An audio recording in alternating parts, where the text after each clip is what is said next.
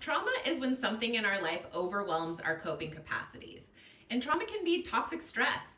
So when we are working with somatic practices, we are beginning to elicit the direct experience of our body.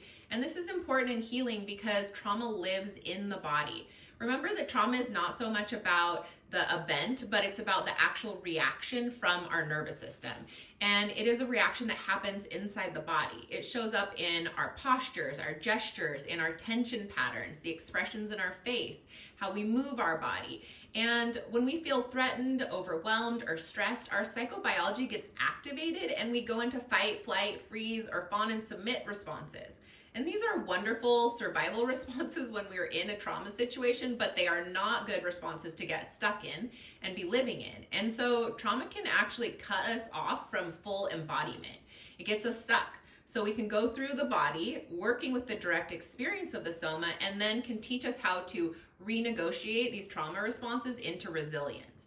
All somatic approaches and methodologies have one goal in mind, and that is to help the person to work with these internalized triggers and internalized narratives of trauma and learn how to just let them go.